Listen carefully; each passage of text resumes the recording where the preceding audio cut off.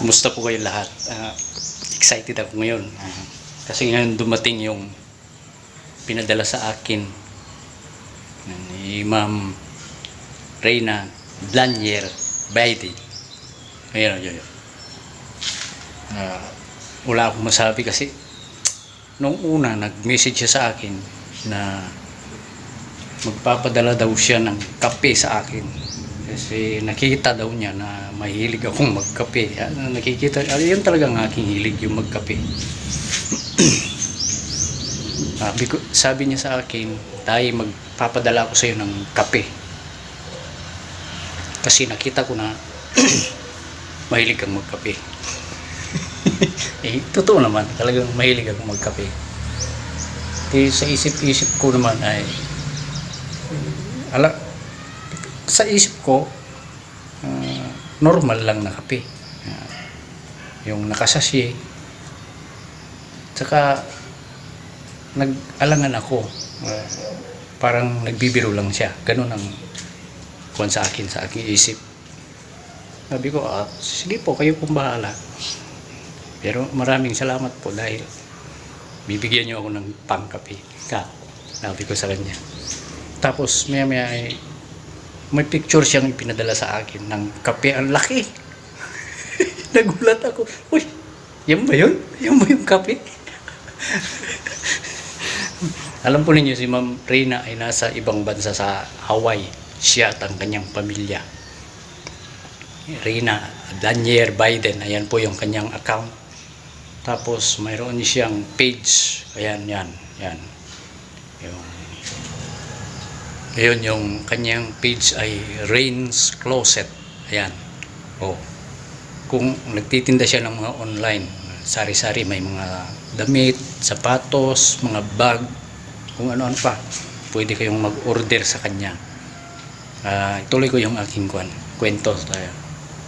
Paano niya ako nabigyan ng surprise ng isang ito, pakita ko sa inyo. Ayan. Sa kanya galing ito. Ayan. Nakalagay dyan, Tatay Aguila. Ayan. Rain's Closet. RS niya pinadala. Dumating kanina tanghali. Ayan, nung sinabi niyang magpapadala sa akin, akala ko nagbibiro lang siya. Bago siya nagpadala ng ganyan, hindi ko pa alam kung anong laman nito. Bubuksan ko ngayon. Nakita niya yung isa kong post noon na namamaga yung pisngi ng aking dalaga. Nagbigay na rin siya noon ng pera. Hindi ko na lang babanggitin kung magkano. Kaya napakalaking tulong po yun sa aking dalaga, kasi nagpabunot siya ng ngipin kasi nga namagana dito. Talagang hindi na makakain, hindi na makatulog. Dahil halos sira na lahat yung ngipin niya. Noong last week pa yun, 2 linggo na yata, nagpadala siya sa aking dalaga ng pera.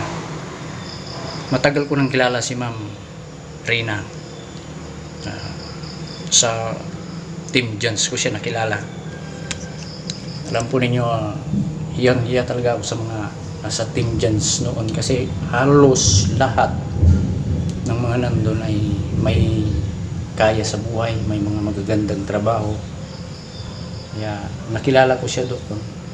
Pero hindi ko alam na nagbibigay siya ng mga tulong noon. Talagang napaka-supportive niya. Doon kami nagkakilala, pero hindi kami close noon. Opo, inaamin ko po, hindi ako close sa kanya kasi nga nasa ibang bansa sila sa Hawaii. Alam kong maganda yung katayuan nila sa buhay. Ako, hindi naman lingid sa kaalaman ninyo, construction lang. Ituloy ko yung pag-unbox. Ipinadala niya noong 1 linggo na ngayon 24 ngayon, May 24, 1 linggo na ngayon. Akala ko nga hindi na makakarating. Nandito kasi ako ngayon sa aming trabaho. Dito sa likod. Kaya bubuksan natin.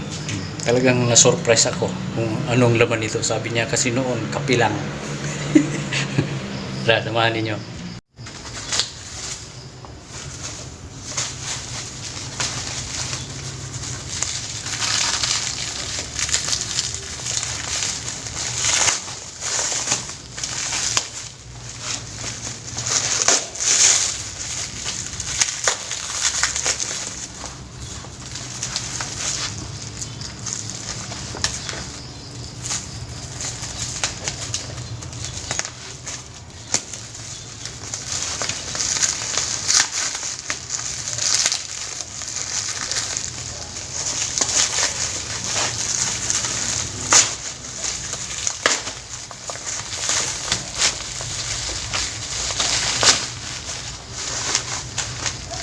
Ang alam ko laman nito ay kape.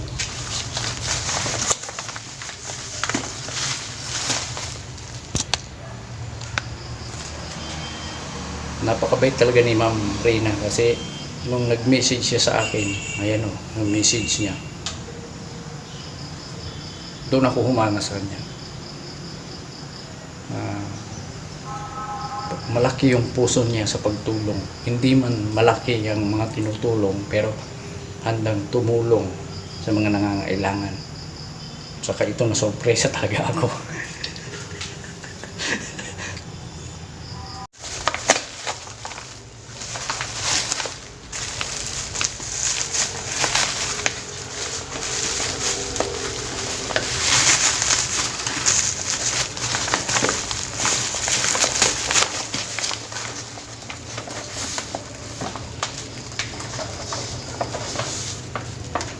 Isang bag.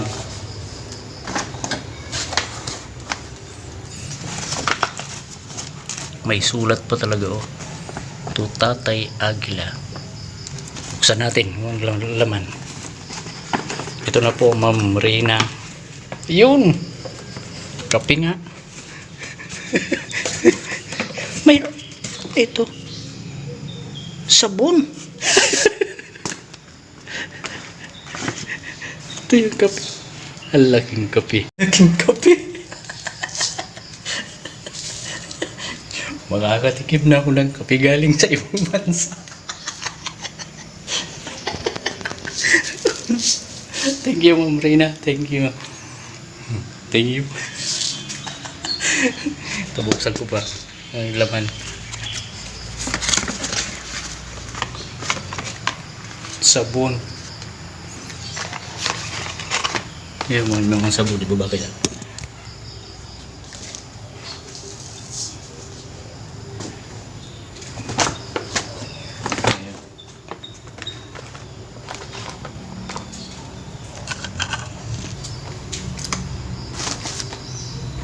Sabon.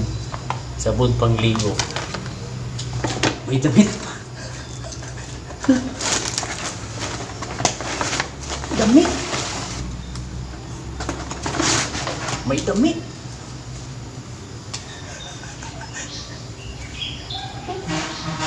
Bago pa oh.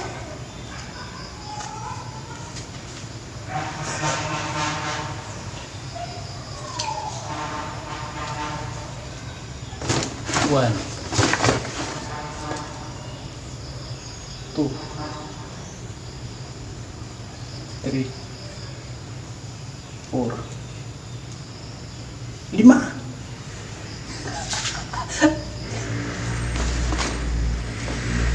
Puro bago.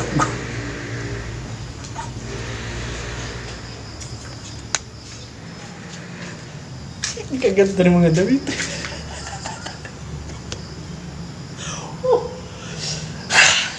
Thank you po, Ma'am Reyna. Thank you, thank you, thank you, thank you.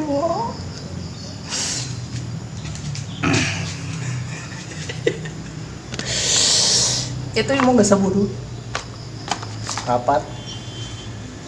Tapos yung kape.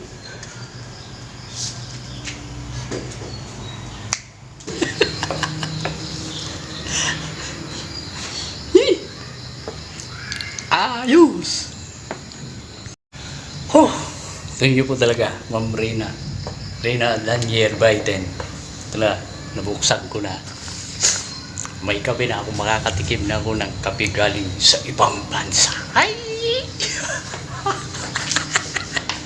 Bahala kayo dyan kung sabihin ninyo.